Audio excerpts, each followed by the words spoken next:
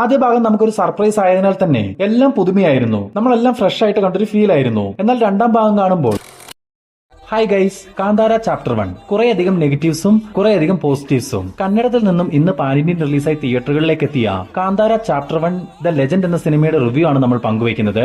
ഋഷഭ് ഷെട്ടി തിരക്കഥ എഴുതി സംവിധാനം ചെയ്ത് പ്രധാന വേഷത്തിൽ എത്തുകൂടി ചെയ്ത കാന്താര ചാപ്റ്റർ 1 ഇതിനു മുമ്പ് പുറത്തു വന്നിട്ടുള്ള കാന്താര സിനിമയുടെ കഥ നടക്കുന്നതിനും വർഷങ്ങൾക്ക് മുമ്പ് നടക്കുന്ന ചില സംഭവ വികാസങ്ങളാണ് സിനിമയുടെ പ്രമേയമായി പറയുന്നത്.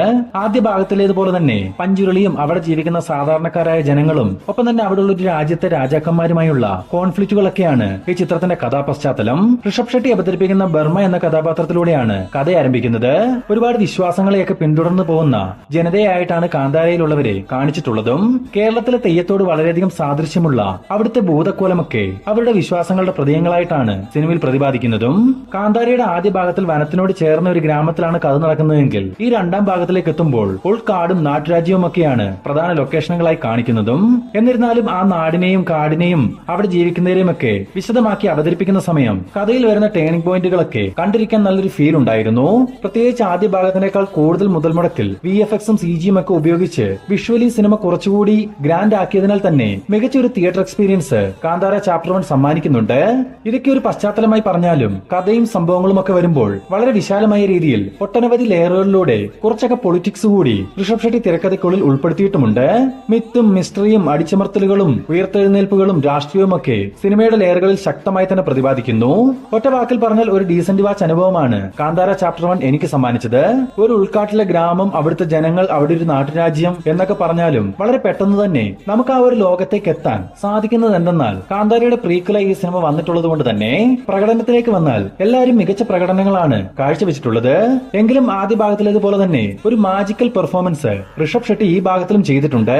പ്രത്യേകിച്ച് വേട്ടയാടലും മരം മുറിക്കലും സ്വപ്നം കണ്ട് ഞെട്ടിയുണരുന്നതും പെട്ടെന്ന് പ്രതികരിക്കുന്നതും തുടങ്ങി ഇന്റർവൽ പോർഷനിലെയും ക്ലൈമാക്സിലെയും ട്രാൻസ്ഫർമേഷൻ സീനുകൾ ഉൾപ്പെടെ ഗംഭീര പ്രകടനം ഋഷഭ് ഷെട്ടി കാഴ്ചവെച്ചിട്ടുണ്ട്.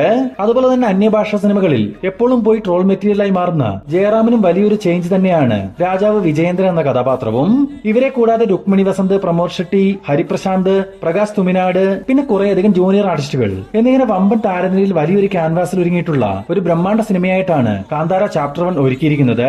ഇനി ചിത്രത്തിന്റെ പോസിറ്റീവ്സും നെഗറ്റീവ്സും പരിശോധിക്കുകയാണെങ്കിൽ അരവിന്ദ് എസ് കശ്യപിന്റെ ക്യാമറ വർക്ക്, സുരേഷ് മല്ലയ്യയുടെ എഡിറ്റിംഗ്, അജനീഷ് ലോകനാഥിന്റെ മ്യൂസിക് തുടങ്ങി ടെക്നിക്കൽ വശങ്ങളെല്ലാം തന്നെ മികച്ചു തന്നെ നിൽക്കുന്നു. അതുപോലെ തന്നെ ആർട്ട് വർക്കും എടുത്തു തന്നെ പറയണം. എന്നാൽ ആദ്യ പകുതിയിൽ കഥയിലേക്ക് എത്താൻ എടുത്തൊരു താമസം, ഇന്റർവെലിന് ശേഷമുള്ള കുറച്ചധികം സീനുകൾ, പിന്നെ ഓവർ ദ ടോപ്പ് എന്ന് തോന്നിപ്പിക്കുന്ന തരത്തിലുള്ള ചില എലവേഷൻ സീനുകളൊക്കെ എനിക്ക് നെഗറ്റീവ് അനുഭവമാണ് സമ്മാനിച്ചത്. ആകെ മൊത്തത്തിൽ 2 മണിക്കൂർ 48 മിനിറ്റ് ആണ് ചിത്രത്തിന്റെ റണ്ണിംഗ് ടൈം. അത് കുറച്ച് ലെങ്ത് കൂടിയതുപോലെ തോന്നി. ഒരു 2.5 മണിക്കൂറിൽ ഈ ഒരു സിനിമ കാണാൻ സാധിച്ചിരുന്നെങ്കിൽ കുറച്ചുകൂടി ബെറ്റർ ആയിട്ടുള്ള ഒരു കാഴ്ചാനുഭവം സമ്മാനിച്ചേനെ. ആദ്യ ഭാഗം നമുക്കൊരു സർപ്രൈസ് ആയതിനാൽ തന്നെ എല്ലാം പുതുമയായിരുന്നു. നമ്മളെല്ലാം ഫ്രഷ് ആയിട്ട് കണ്ടൊരു ഫീൽ ആയിരുന്നു. എന്നാൽ രണ്ടാം ഭാഗം കാണുമ്പോൾ ആ ഒരു ക്യൂരിയോസിറ്റി ഇല്ലാത്തൊരു ഫീലാണ് സമ്മാനിക്കുന്നത്. എങ്കിലും ഒരു ഡീസന്റ് വാച്ച് അനുഭവം എനിക്ക് കാന്താര 2 സമ്മാനിച്ചിട്ടുണ്ട്.